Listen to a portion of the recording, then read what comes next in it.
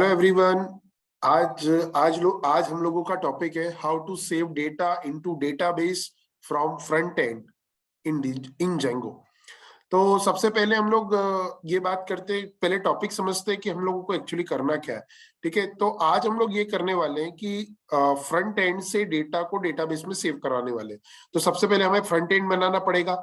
इस video tutorial lecture में मैं फ्रंट एंड कैसे डिजाइन करेंगे ये डिस्कस नहीं करने वाला हूं। मैं अपकमिंग वीडियोस में एक और चैनल लॉन्च करने वाला हूं HTML और CSS पर, जिसमें हम लोग डीप नॉलेज लेंगे कि हम किस तरीके से front end using HTML design करते हैं।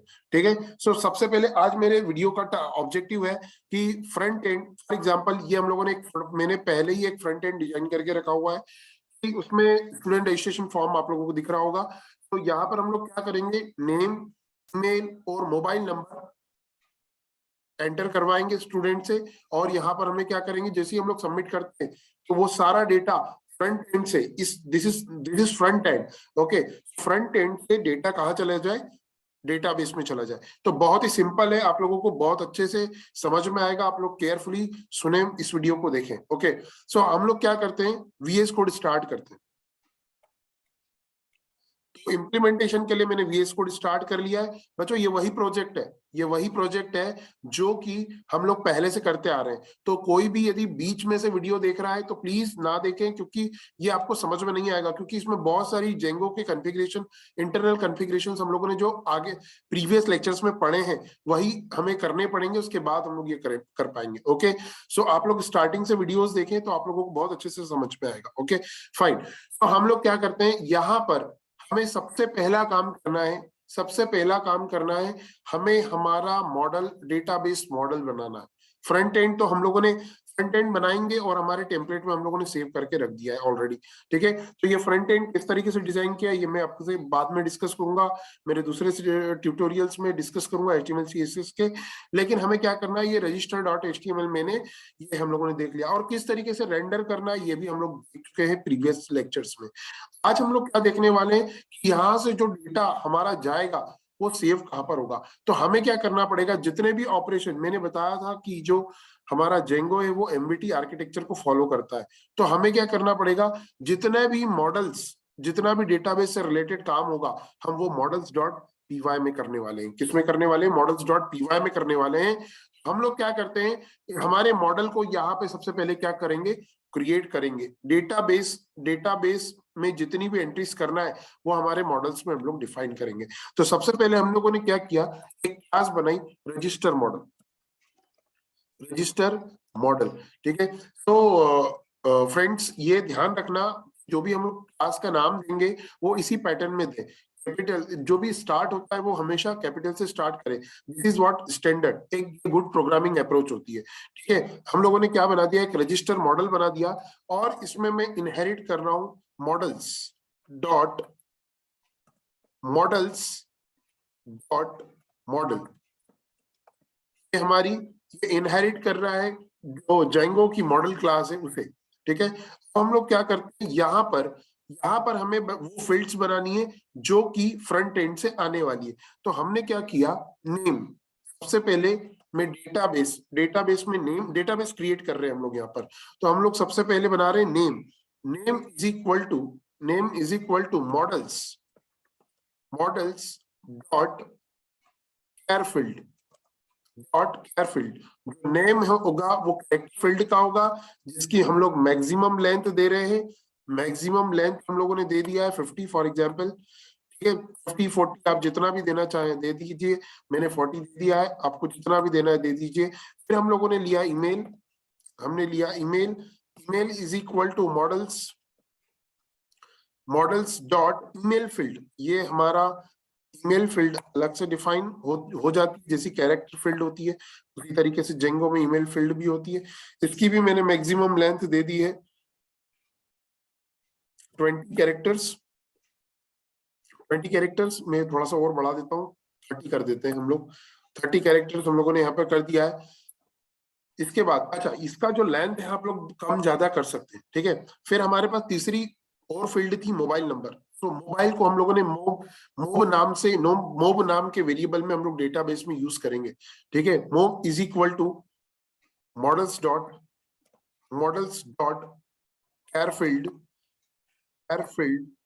और इसका मैक्सिमम लेंथ हम लोग ले लेते हैं, मैक्सिमम लेंथ हम लोग ले लेते हैं 12 कैरेक्टर्स, बिकॉज 10 कैरेक्टर का होता है, दो कैरेक्टर होते हैं वो हमारे कंट्री कोड के लिए हम लोग स्पेसिफिक रहने देते हैं।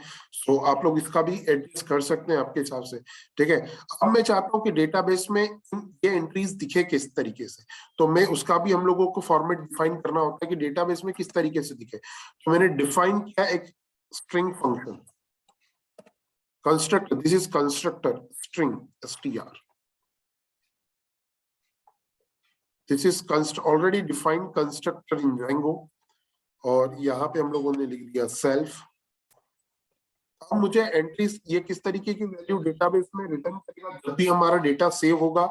हम लोगों ने बोला कि अच्छा हम लोगों को ये 3 एंट्रीज तो हम लोग करेंगे लेकिन आईडी ऑटोमेटिकली जनरेट होगी, ओके, और वो इंटीजर टाइप की होगी। तो हम लोग क्या करते हैं उसको स्ट्रिंग टाइप में कन्वर्ट कर लेते हैं पहले से, ठीक है। सो सेल्फ डॉट आईडी जो कि ऑलरेडी जनरेट हो जाएगी हमारे डेटाबेस में, प्लस हम लोग ये स्ट्रिंग है, स्ट्रिंग को कॉन्केटिनेट कर रहे हैं सारी स्ट्रिंग को। उसके साथ साथ मैं क्या चाहता हूं, फिर हम लोगों को मैं चाहता हूं कि कॉलन प्रिंट हो से फॉर दी सेपरेशन ओनली, आप नहीं भी चाहे तो भी कोई जरूरत नहीं है। और फिर हम लोग लेते हैं सेल्फ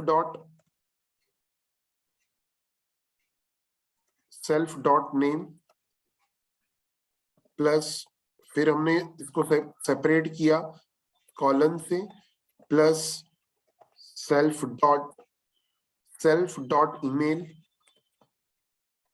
प्लस इसको भी सेपरेट किया हम लोगों ने कॉलन से, प्लस सेल्फ डॉट मोबाइल। इस फॉर्मेट में डेटाबेस में हमें एंट्रीज सेव मिलेगी, ठीक है। तो इतना हम लोगों ने कर लिया है, इसको हम लोग सेव कर देते हैं। तो ये हमारा मॉडल क्रिएट हो चुका है, ये हमारा मॉडल क्रिएट हो चुका है। डेटाबेस में कहाँ कहाँ एंट्री जाएगी जब हम लोग एंटर करेंगे, सबमिट करेंगे हमारे फ्रंट एंड के फॉर्म को, ठीक है। अब मुझे क्या करना है, इस मॉडल को admin.py में रजिस्टर करना है। तो admin.py में रजिस्टर करने से पहले सबसे पहले मैं इंपोर्ट कर लेता हूं from dot models import register model।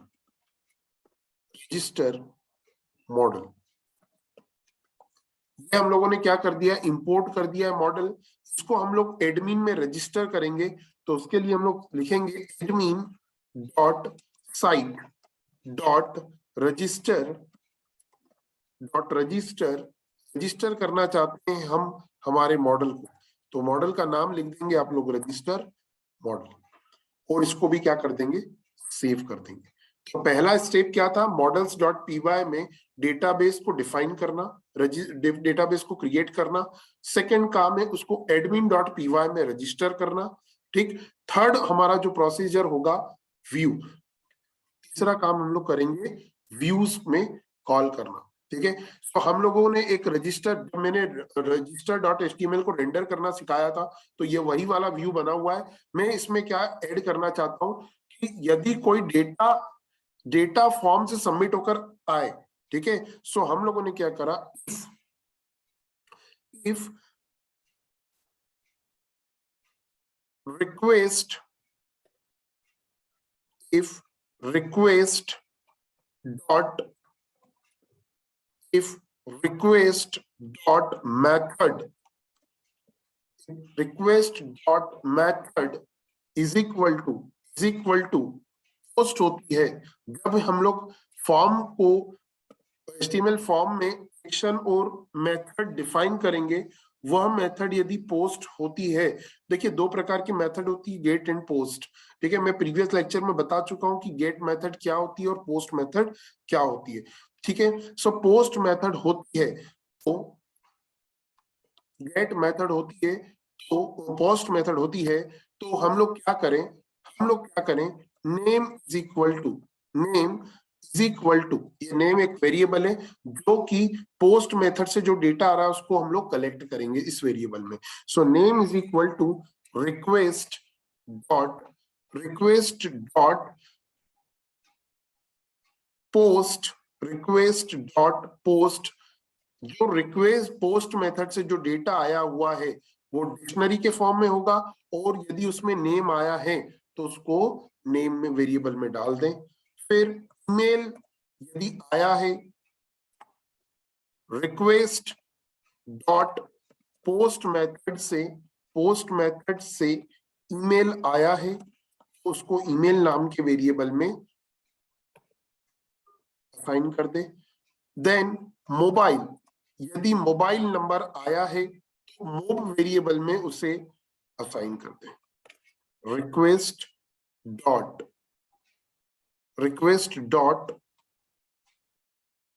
Post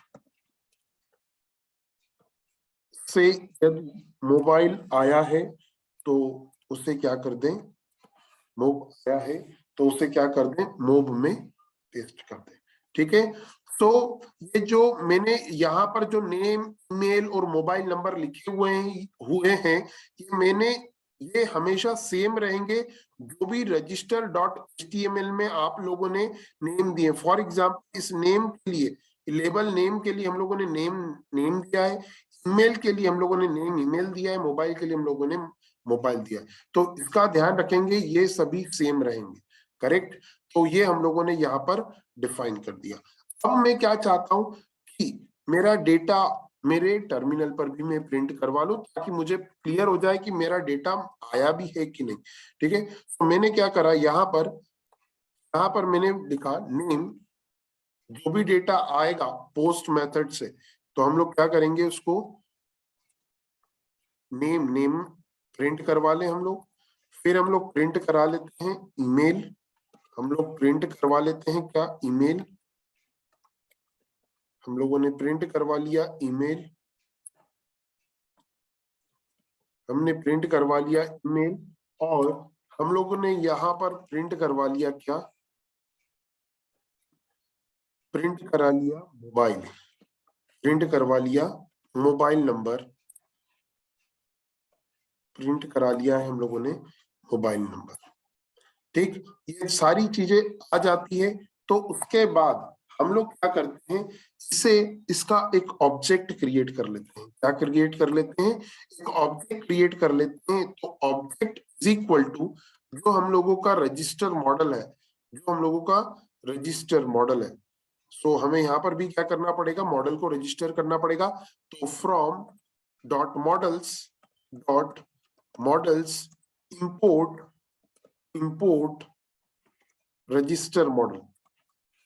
register model, ये हम लोगों ने इंपोर्ट कर लिया है। तो हमने यहाँ पर क्या कर दिया, register model dot objects dot create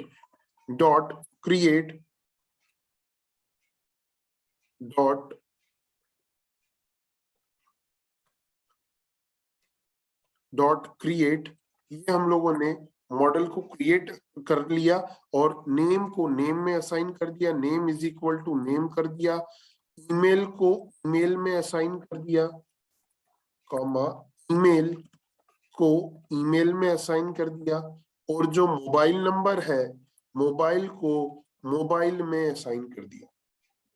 ठीक, और जो ये ऑब्जेक्ट में डेटा आया है उसको हम लोगों ने क्या कर दिया, सेव कर दिया हमारे डेटाबेस में। उसको क्या कर दिया हम लोगों ने, सेव कर दिया हमारे डेटाबेस में। ठीक, व्यू के बाद यूआरएल्स पे बात आती है। यूआरएल हम ऑलरेडी रजिस्टर्ड ब्लेंडर करवाया था उस पेज को, तो हम लोगों ने कर चुके हैं। ठीक, अब हम लोग क्या करेंगे, हमारा HTML के फॉर्म को ओपन करेंगे। HTML के फॉर्म को ओपन करने के बाद हम लोग देखेंगे कि जब फॉर्म सबमिट होगा तो फॉर्म की एक्शन क्या होगी। तो फॉर्म की एक्शन क्या होगी, ये हमारा मेन प्रोजेक्ट का नाम है न्यू प्रोजेक्ट 1, जो टैब का नाम है न्यू प्रोजेक्ट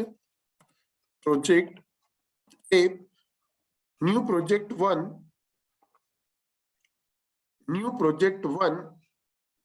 टैब, ये कहां पर जाना चाहिए, से के रजिस्टर डॉट HTML पेज पर जाना चाहिए।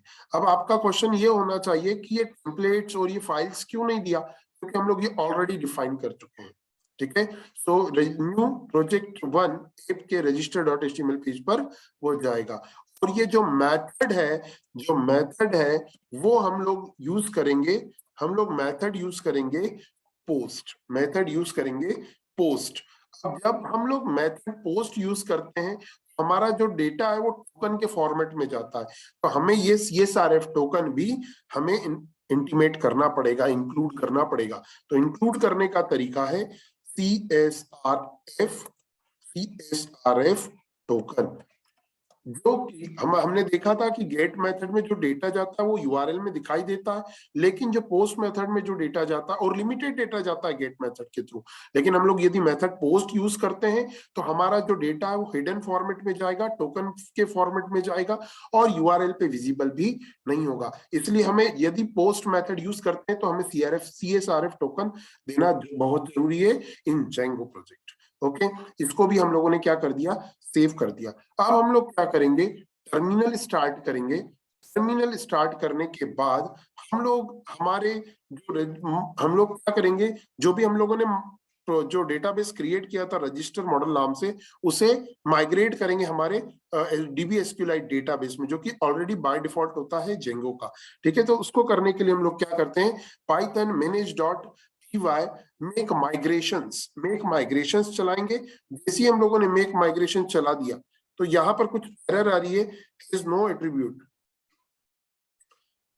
Module django.db models has no attribute model. कहां पर आ रही है, रजिस्टर मॉडल में एरर आ रही है। तो हम लोग सबसे पहले उसको सॉल्व कर लेते हैं। तो रजिस्टर मॉडल हमारा जो क्लास था, models register models dot model,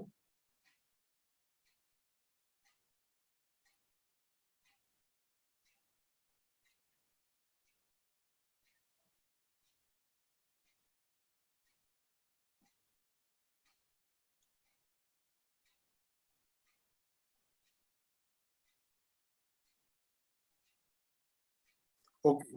तो ये जो मॉडल का एम है वो कैपिटल होना चाहिए था, तो हम लोगों ने क्या कर दिया, इसे कर दिया है।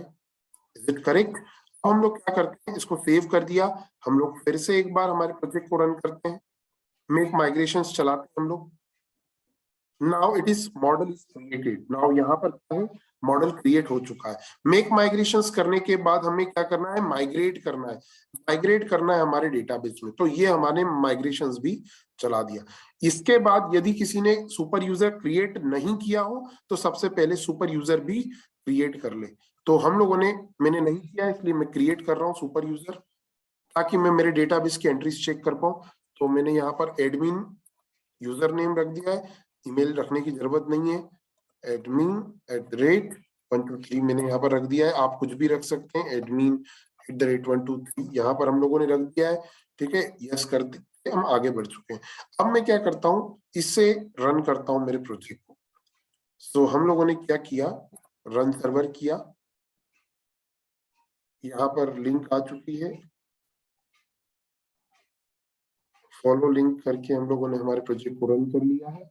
बट डिफॉल्ट पे जब मैंने सेट नहीं किया इसलिए ये बता रहा है। वो हमें कहाँ पर है हमारा रजिस्टर पेज, तो न्यू प्रोजेक्ट 1 ऐप रजिस्टर में। तो दिस इज, ये हम लोग पहले भी देख चुके हैं जब मैंने रेंडर करना सिखाया था।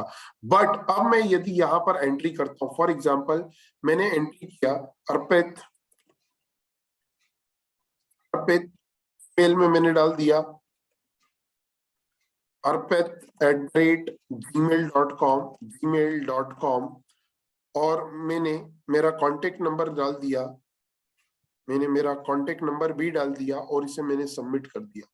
जैसे ही मैंने सबमिट करा तो मेरा डेटा डेटाबेस में चला गया है। ठीक है, ये हम लोग इधर से भी देख सकते हैं कि जब मैंने व्यू बनाया था तो मैंने प्रिंट भी करवाया था। तो हम लोग क्या करेंगे, टर्मिनल पे भी देखेंगे कि मेरा डेटा दिख रहा है, इट मींस डेटा रिसीव भी हुआ है और डेटाबेस में गया भी है। तो हम लोग क्या करते हैं, हमारे डेटाबेस में चेक करते हैं कि रियली वो डेटा गया है कि नहीं गया है। तो हम लोग जाएंगे और डिफॉल्ट पेज हमारा यहाँ पर लिखेंगे एडमिन, जो कि जेंगो प्रोवाइड करता है। पासवर्ड एडमिन हमारा आईडी था, पासवर्ड हम लोगों ने डाल दिया था एडमिन @123 आप लोग अपना कोई भी पासवर्ड रख सकते हैं उस समय। जैसे मैंने ऑन किया, यहाँ पे आपको एक रजिस्टर मॉडल करके दिखेगा, मीन्स जब हमने क्रिएट किया था तो यहाँ पे बन चुका है। और देखिए यहाँ पर इस फॉर्मेट में डेटा हमें विजिबल हो रहा है। आई होप आप लोगों को समझ में आया होगा, ठीक है। नहीं आया है तो इस वीडियो को पॉज कर करके आप लोग बार बार देखें, और फिर डेफिनेटली आप लोगों को समझ में आएगा कि किस तरीके से हमें करना है। यदि आपको मेरे वीडियो पसंद आ रहे हैं और आपको समझ में भी आ रहा है तो आप मेरे चैनल को सब्सक्राइब करें और लाइक करें, और बेल नोटिफिकेशन बेल को भी प्रेस करें, ताकि जब भी मैं मेरे अपडेशंस डालता हूं तो डेफिनेटली आप लोगों तक पहुंच जाए, रिमाइंडर पहुंच जाए। आप लोग ज्यादा से ज्यादा शेयर करेंगे, सब्सक्राइब करेंगे तो बहुत सारे लोग इस चीज का फायदा उठा सकते हैं। So definitely thank you very much. ये बहुत ही अच्छा होगा कि ये मेरे लिए भी अच्छा होगा, और मुझे भी पता लगेगा कि मेरे वीडियोस आप लोगों को काम में आ रहे हैं। Thank you very much. So हम लोग एंड करते हैं।